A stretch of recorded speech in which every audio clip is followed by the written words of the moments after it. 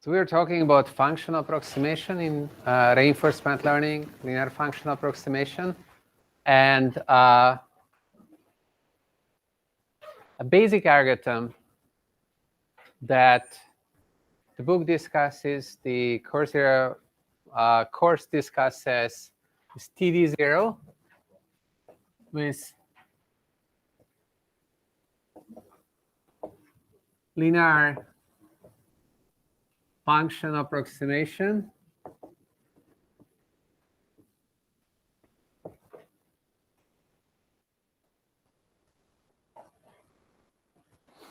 Okay. So TD0 is linear function approximation. The setting is as follows. You have an MDP. It has a finite state space, an action space, the reward space, transition, dynamics.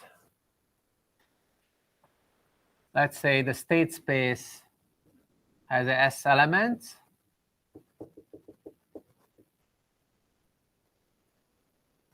And there is a policy that's a memoryless, potentially stochastic policy.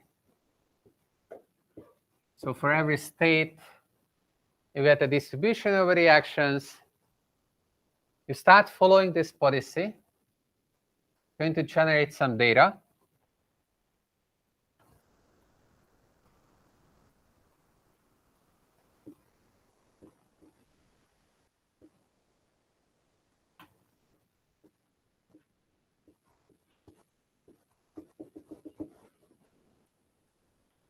So S naught here is going to be sampled from some distribution over the states.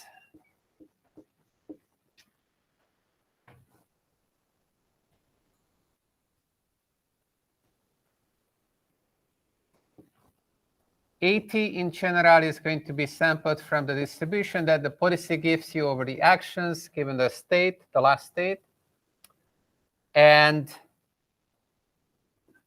the reward and the next state just follows the transition dynamics of the MDP, as we have discussed many times. So that's the data. The problem is to get a good estimate of the state value function, which, as you recall, maps states to rewards. And it's defined using starting at some state S, following pi, and then collecting all the rewards and discounting and summing them up to indefinitely. And we want to get an estimate of this. There is one more thing that's available to us. So now in this setting, as opposed to what previously was happening, where we were estimating state-wise these value functions, we want to use some features to give us estimates. So what are these features? The book uses X to denote this map that takes states and returns vectors, d-dimensional vectors. This is called a feature map.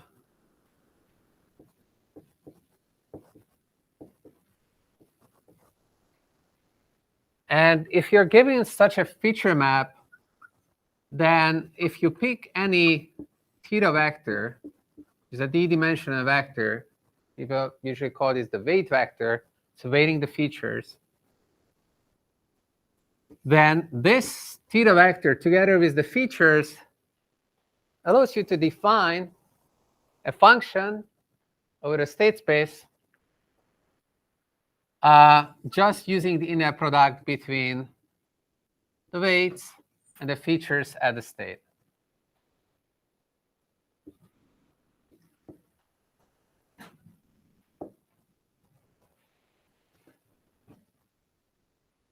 So TD0 is going to be an algorithm which starts with some initial weight vector and is going to incrementally modify the weight vector in a certain fashion to create a sequence of weight vectors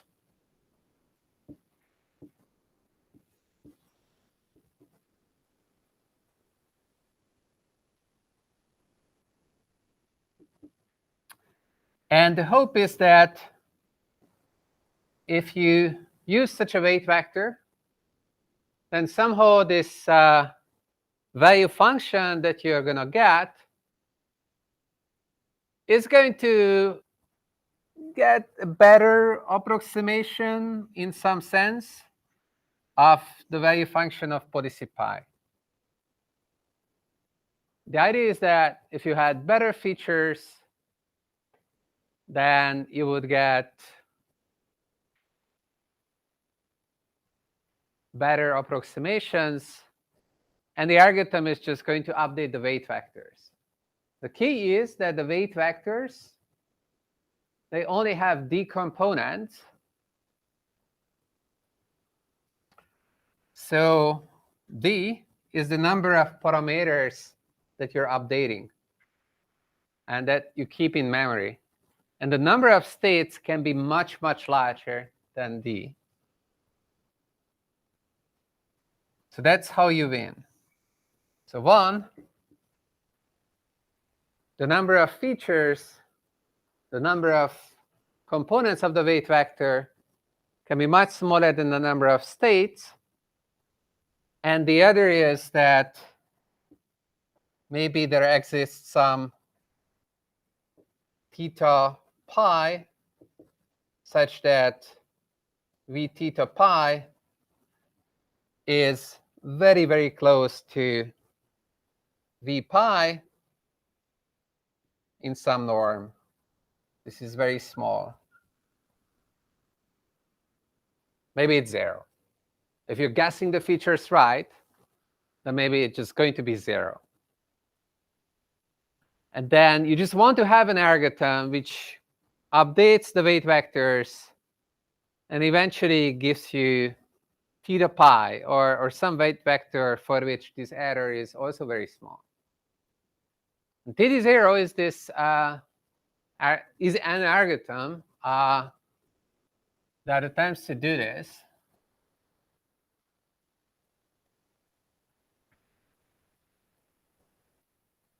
So how does this look like? I like to write TD0 in the following form. The next weight vector is the previous weight vector plus alpha times some TD, some error. It's called the TD error.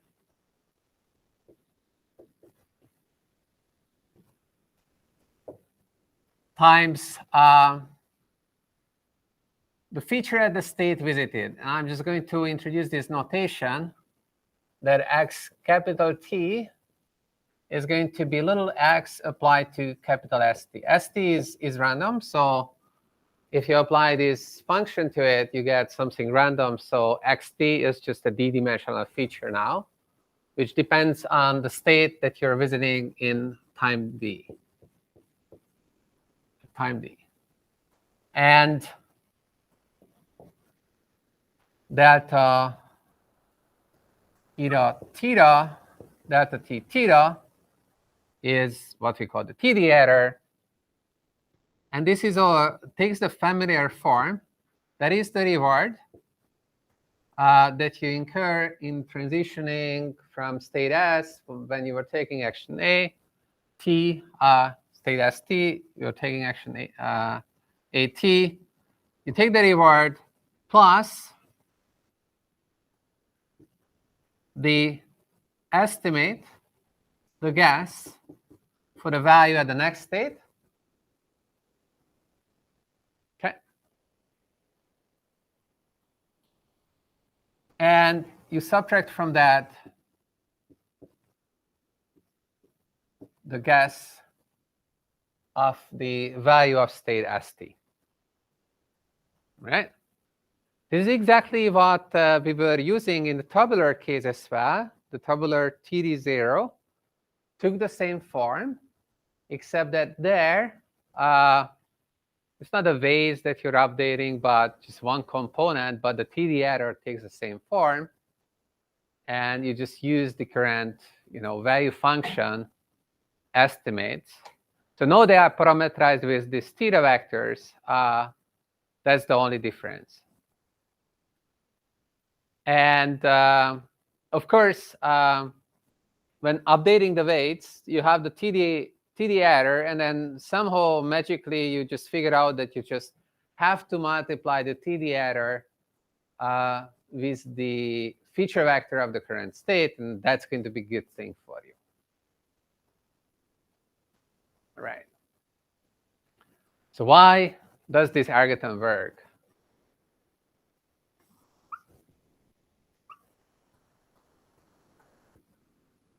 Huh?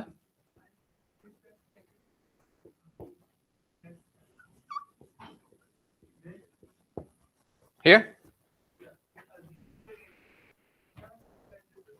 Yeah. Otherwise, you can't hope anything. If it's your best theta, it would get horrible approximation errors. What are you hoping to achieve by modifying your thetas? You can't achieve much. So you better assume that you're in this good setting.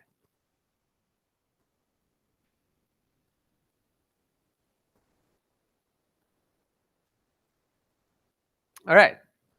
So some immediate questions. So what does it mean that it works? Well, we want to have some conditions under which we can show that this theta t sequence maybe converges to somewhere, and then wherever it converges, it's not horrible.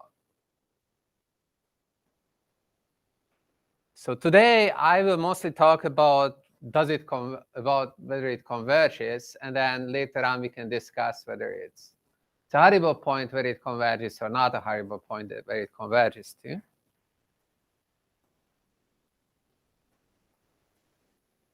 And it's quite a bit of work to get there. So I'm going to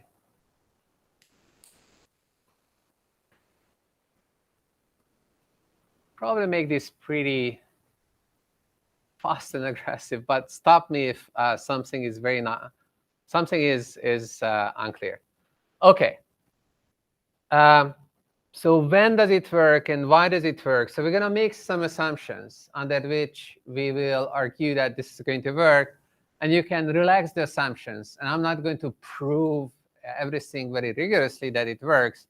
I will give you a series of hints in the same spirit as what we were doing when we were thinking about whether the tabular version of TD0 works.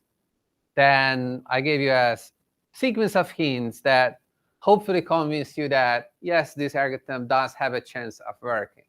We kind of follow the same steps. There are some differences, though. So the first thing is that we're going to make some assumption about mu. So this distribution that the initial state is sampled from was an arbitrary distribution so far. But I don't want that. I want this distribution to be a special distribution under which we're going to say nice things. So what is this special distribution? This special distribution is that mu should be so-called stationary distribution.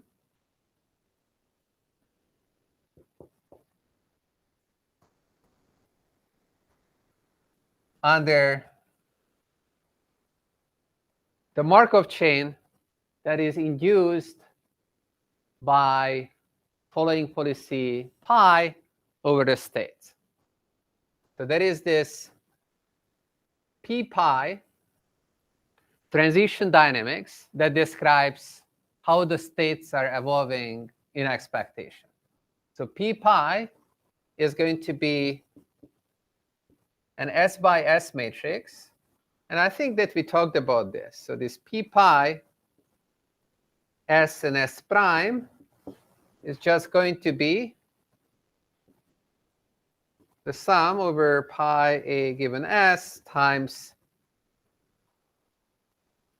transition probability of going to s prime given that you're at s and you choose a.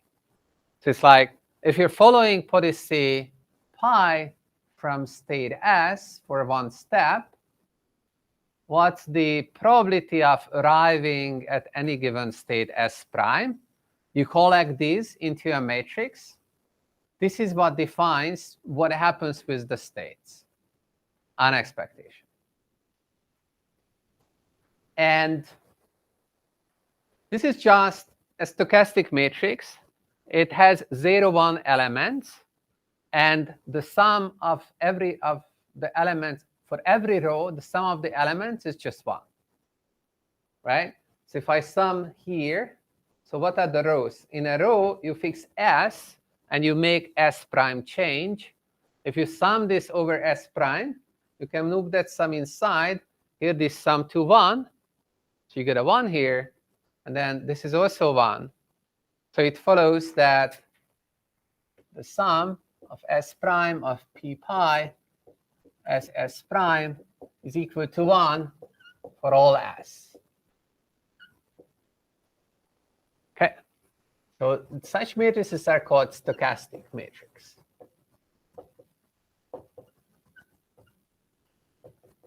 Because the elements are non-negative and the rows sum to 1. It's called a stochastic matrix. If you have a stochastic matrix, then mu is called a stationary distribution of the stochastic matrix if the following holds. So this is a definition. Mu is stationary distribution under p pi if it holds that the idea is that you start from the distribution mu, you follow the transitions for one step, and the distribution that you get by this random process. So you sampled one state from mu, then you make one step with the transition dynamics. You got to a new state. You look at the distribution of this new state, and it's going to be the same as the distribution that you started with. It's going to be mu. Okay? And formally, the way you can write this is that it has to hold that no matter where I'm starting from, if I make a step, so this is the probability that I arrive at S prime with this process. This should be the same as mu S prime. And this has to hold for every value of S prime.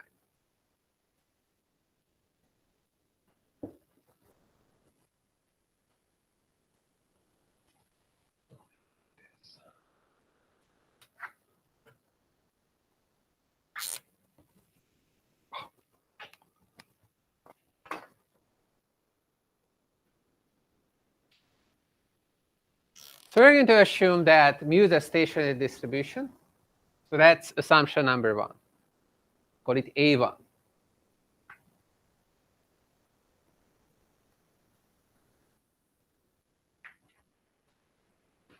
If you have a finite Markov chain, stationary distribution always exists. Might not be unique.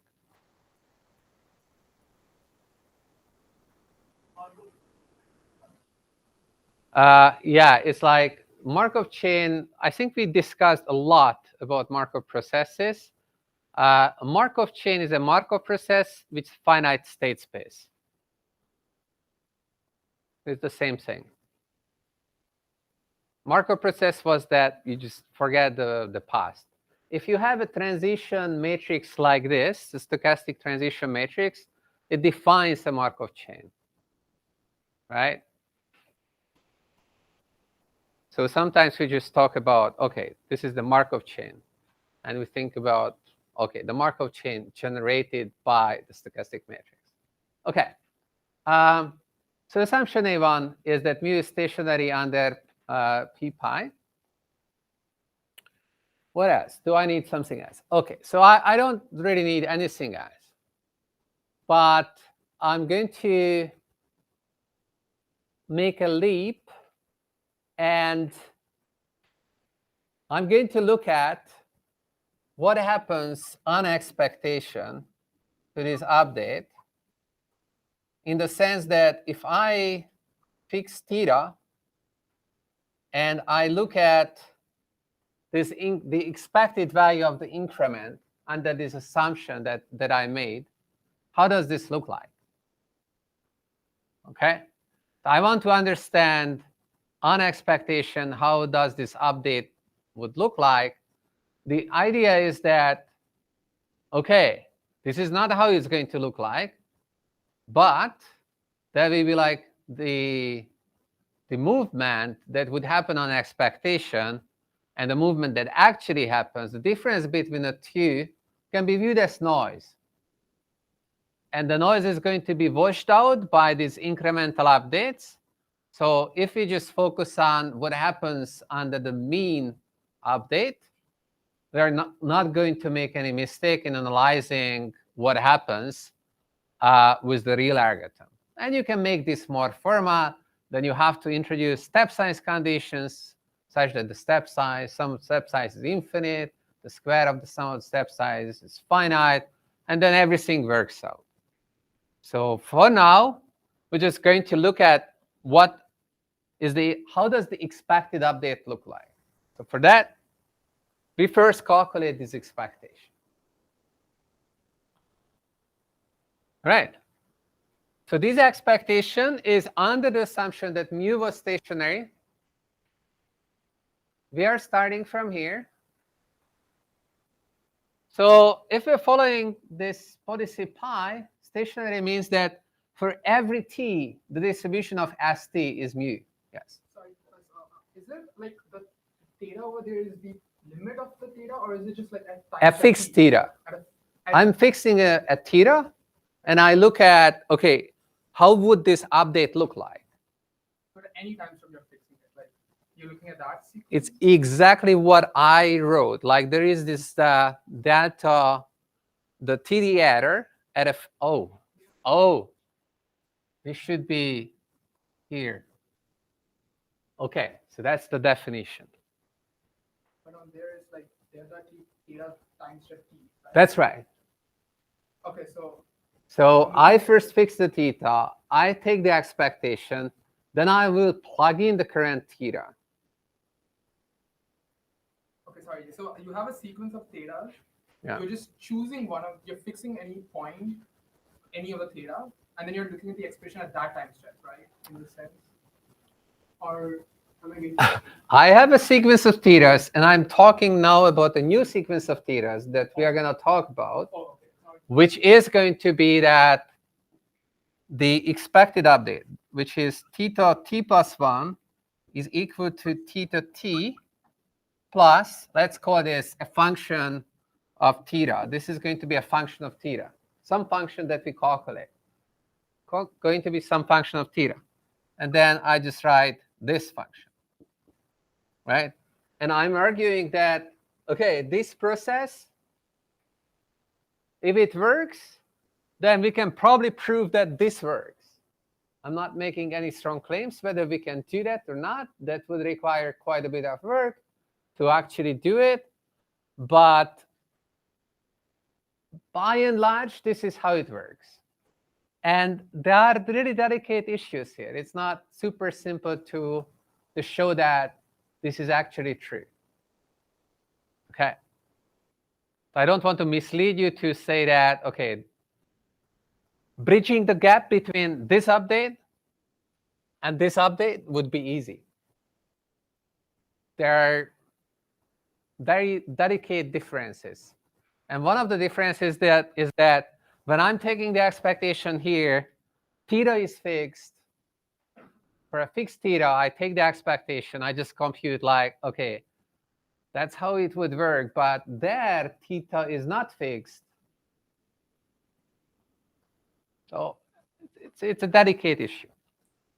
But you can sort it out. And people have sorted out. So you can trust me on that. That's like, at the end, there is no gap, but it's like, don't have time to explain everything. And we're not really prepared to understand all that details. But it's fascinating. If you want to read upon it, I can give you literature. Okay, so there is this new process, and we want to understand whether this has a chance of doing something good. Does this converge? If this doesn't converge, it feels pretty hopeless that this is going to converge. It would be very lucky. All right. So let's understand what this f theta is. How does this look like? Okay, so as I started to say, we made an assumption that we're starting from a stationary distribution. If you're starting from a stationary distribution, S0 is from that distribution. The definition of the stationary distribution is that then S1 is going to have the same distribution. That was stationary. Stationary just means it doesn't change with time. So now the distribution doesn't change with time. S0 has a distribution. S1 has the same distribution. S2 has, again, the same distribution. And they're all mu. So the distribution of ST is mu. So whenever I'm OK, so here you should have pointed out that maybe this is going to depend on t, because there is a t dependence here, and there is no t dependence here. So that's kind of a claim that I'm making, that there will be no t dependence. And the primary reason that there is no t dependence there is because we started with the stationary distribution. OK? So let's do the calculation. So this is an expectation. And we just have to expand the definitions. So there is the TD error. There are rewards and states in it. It's multiplied with this feature. If the feature is at some state. So what are the sources of randomness? It's ST, and then RT plus 1, and ST plus 1. That's the only thing. So whenever you calculate this expectation, you can think about, OK, what's the distribution of ST? Well, we just discussed that it's going to be mu. Then you can think about, OK, what's going to be the distribution of RT plus 1 and ST plus 1? Well, we know it's coming from the MDP, transition dynamics. So we know exactly what the distribution is going to be, or what the expected values are going to be.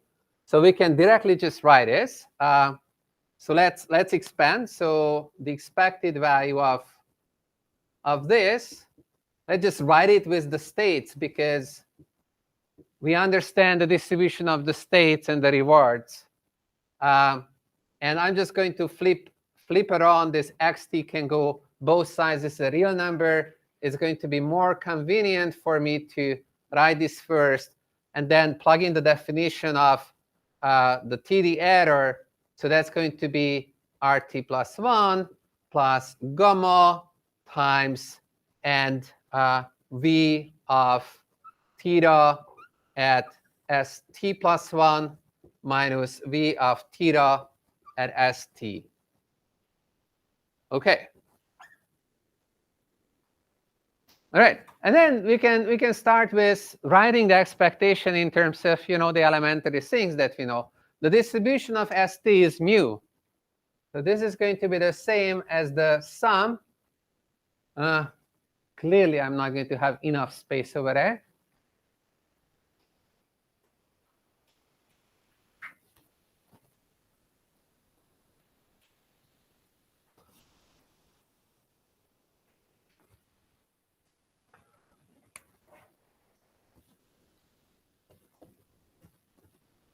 So it's going to be the sum over all the states of mu s. So now I accounted for the distribution of ST times the expected value of, OK, so there is XS. It only depends on that can come out of the expectation. And what remains in the expectation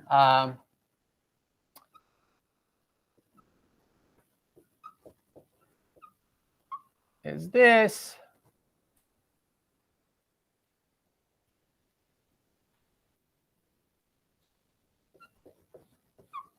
So I'm conditioning on S. So basically using the some law that relates conditional expectations with probabilities. And since I'm conditioning here on ST, this becomes S. And here I just have to calculate this expectation given that ST equals S. And we know that very well. So that's just the Bellman operator underlying pi applied to V theta. Okay.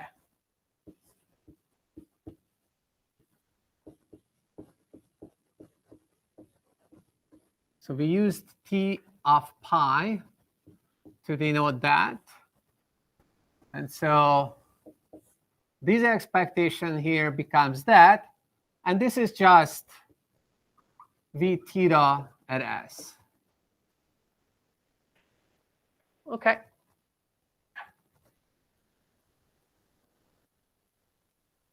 So now we see that indeed this is independent of time. T doesn't play at all in this expression, and we can indeed write that this is a function of theta only. Okay.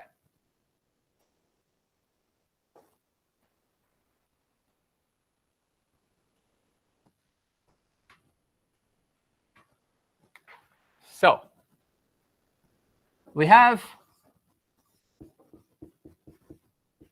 this view that we want to understand what happens if we do this.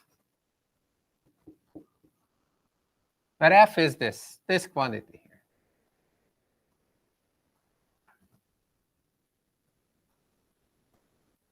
And if you look at it, it's like, it's very familiar, right? When earlier we were thinking about the tabular methods, they kind of look like the same. It's like, yeah, the Bellman operator you apply, you move towards the Bellman operator. So we can elaborate on this idea. So let's introduce a little bit more notation. So let me introduce this function, which is going to be, I don't know, a loss function or something like that.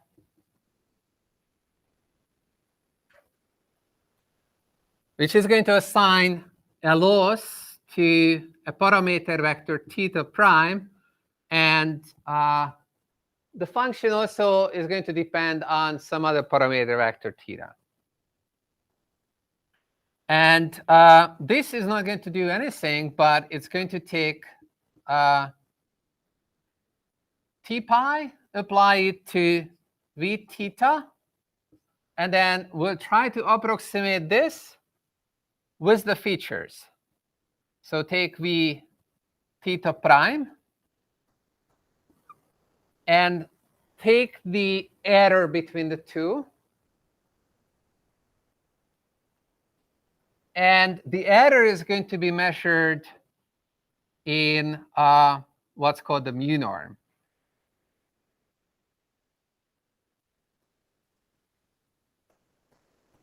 So these are value functions. So they are functions mapping states to reals. The mu norm, I'm going to define the mu norm of this to be a 2 norm. So it's going to be mu norm squared is going to be the sum over all the states of mu s v squared s. So you can also write it as like this is viewing v as a vector. You can just write it as v transpose and I don't know dv, where d is this matrix whose diagonal elements are mu. So mu1 to mu s, these are the diagonal elements. Of diagonal elements are all 0. There's different ways of writing it. Okay, so I square this. And now I'm going to make a claim.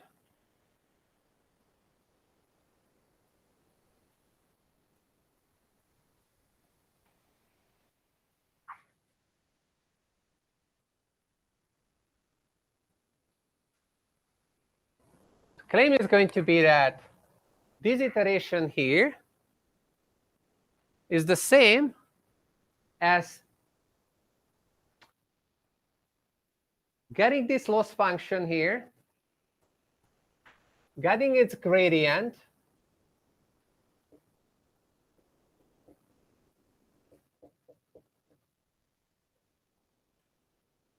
with respect to, well, its argument, and then evaluating the gradient at theta t, while this other parameter vector is also theta t.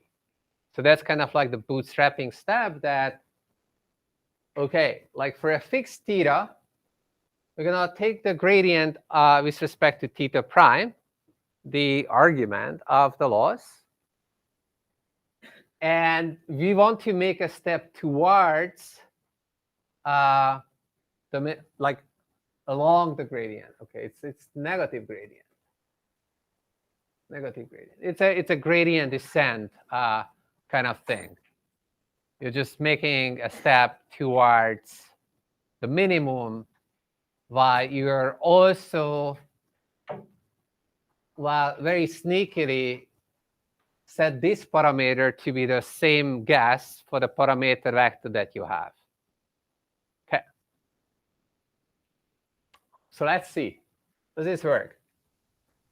What's the gradient of this?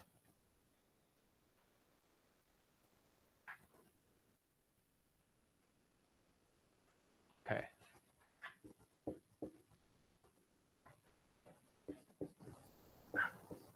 I multiply with 1/2 because the 2 is going to come out. So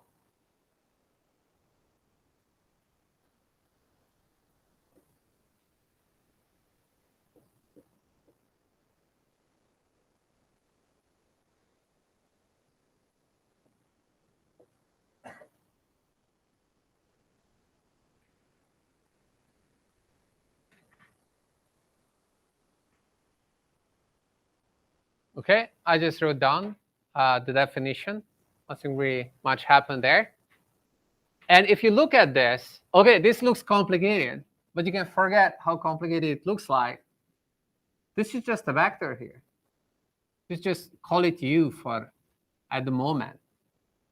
Doesn't matter from the perspective of how you calculate the gradient, how it looks like, how complicated it is. Because the gradient is with respect to theta prime, and there is no theta prime in that expression. That expression is just constant as a function of theta prime. So let's just call it u.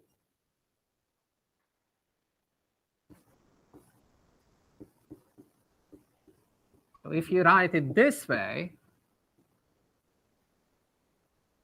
now this must be looking very familiar, right?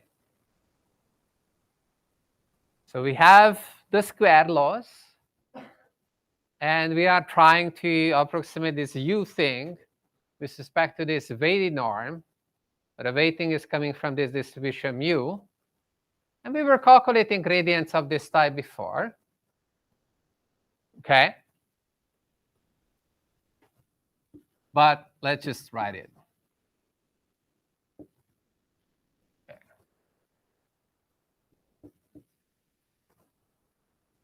So this is mu s v theta prime s minus us squared. Sum over all the states. So we can move the gradient inside the sum. Once it's inside the sum, you can start differentiating the square function. Okay, the 2 comes off, it's going to cancel the 1/2. Then you have this difference, and you have to take the derivative of the what's inside. So what's inside was just theta prime transpose xs. And we discussed the derivative of that is just xs with respect to theta prime. So this whole thing becomes us the error times xs. All right. That's the gradient. In the negative gradient, you have to flip. You have us minus v theta prime s. Okay? The negative gradient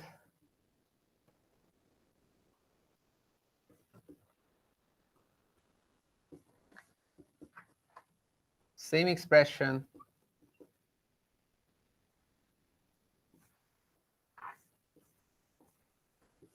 Except that here we flip the errors. Good.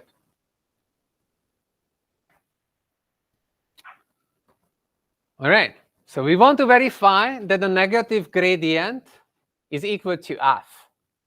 So here we have f. There we have the negative gradient and f at theta t.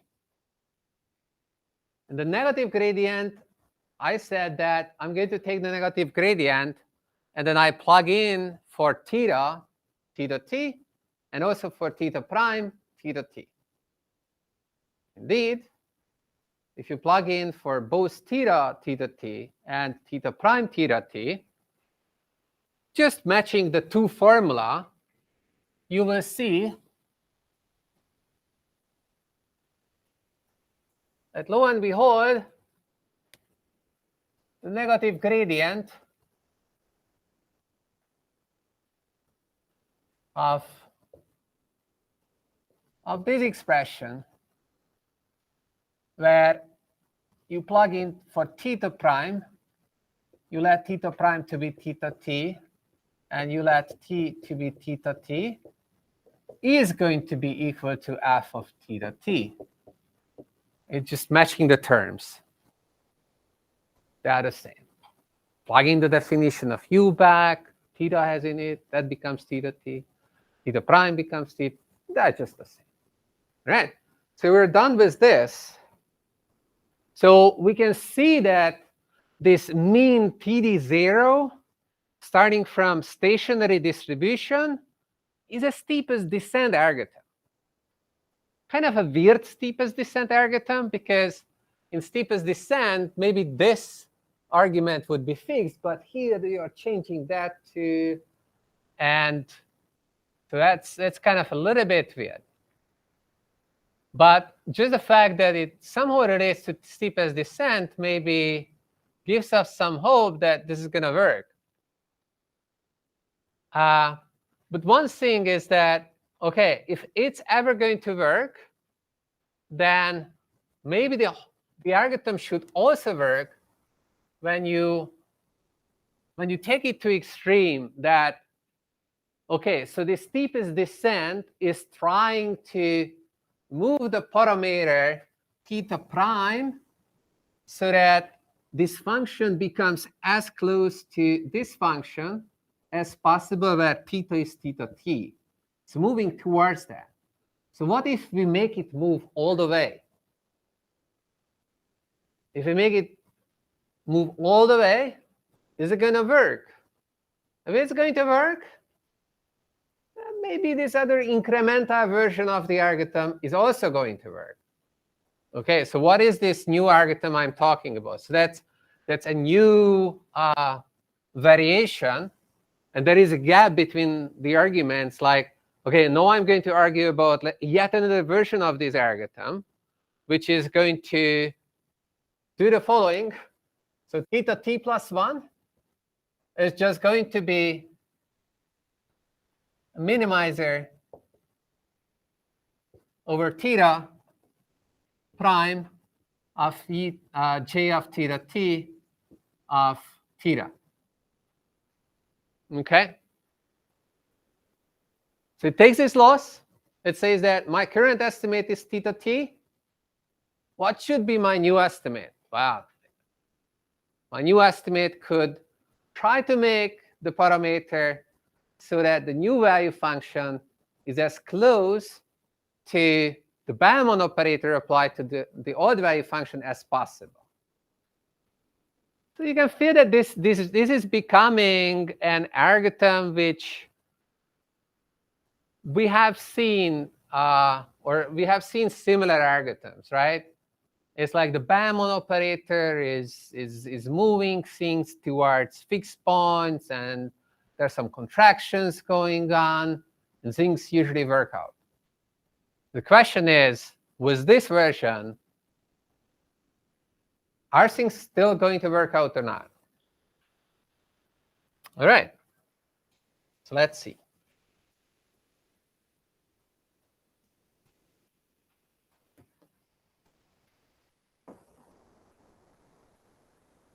Ah.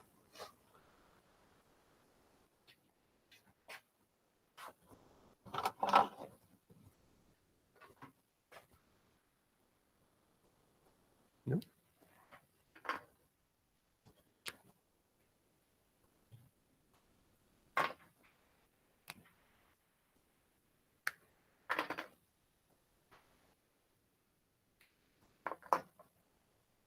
Maybe.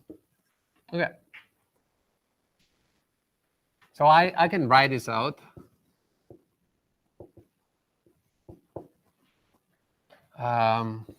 This is just T pi applied to V theta t. And I'm trying to match this with V theta in this mu norm squared. The 1/2 doesn't matter because it doesn't change where the minimum is.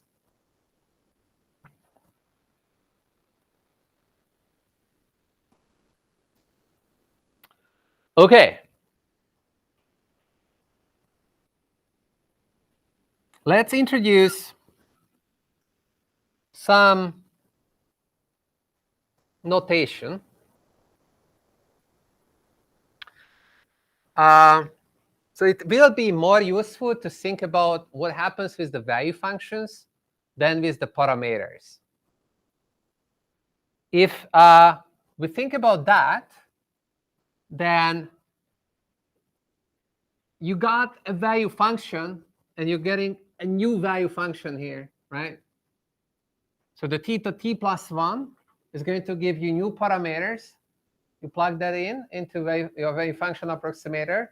You get a new value function. So v theta t plus 1 is evolving this way. And if you think about it, what happens is that you can write v theta t plus 1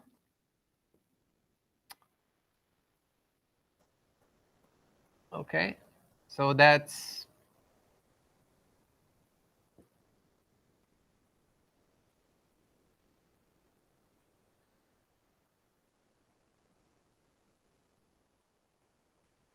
don't know I want to do that. Okay, so let's do it some other way. So let's define this pi, which is going to map these s-dimensional vectors to s-dimensional vectors. It's going to be called a projection. And it's going to do this.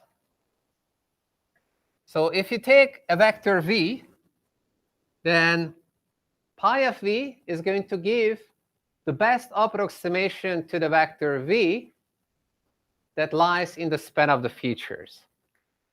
So it's going to be x times the minimizer of theta of x theta minus v mu squared, where this x is the feature matrix that I get by stacking all the feature vectors on the top of each other for all the states.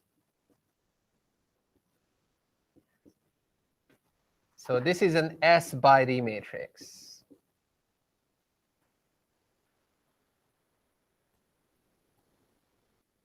Okay. I just defined this. And while I don't have time to show it, I will finish on Monday.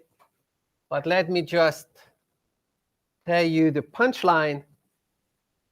The punchline is going to be that if you follow this update, denoted by star, and you take v t plus 1, you define it at x t dot t. So there's a new value function, just a new notation for that. Then you can write vt plus 1 as the projection operator applied to t of pi and vt. Sorry, it's so this is vt. So for every weight vector, you get a value function. Previously, I just called it vt to t, but I want to give it its own index because we don't want to think about the parameter vector anymore, the weight vector anymore. We just want to think about these functions and what happens to the functions. And the claim is, this is a claim, and I will need to start from here the next time. The claim is going to be that with this definition, vt plus 1 satisfies this update rule. And if you look at this update rule, this is like just successive approximations, right? This fixed point iteration. You apply the Bellman operator to your value function. OK, here comes a projection because you cannot represent all the value functions. So the Bellman operator gives you something. But you have only the weight vectors with which you can represent things. So you project it to this space that you can represent. And then you get your next value function. And we know that this is a contraction in max norm. Unfortunately, this is not a contraction in max norm. But we'll bring back contractions. And we will argue that you can choose some other norm.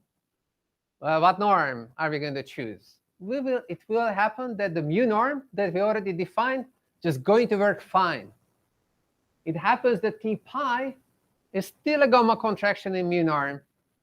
It happens that the projection is a non-expansion in mu norm. And we had this theorem that said that, OK, if you're composing a non-expansion and a contraction, you get a contraction.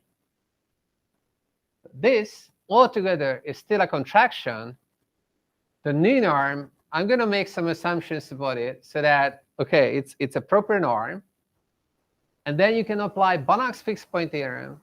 And it shows that this whole thing is going to converge. And so that's how you can sort of argue that TD0 is doing something kind of like value iteration applied to evaluating policies, except that it's mixing in the function space in an interesting way. And so next time, we'll just show this. We'll argue about non-expansions, contractions, and we'll be done with this part.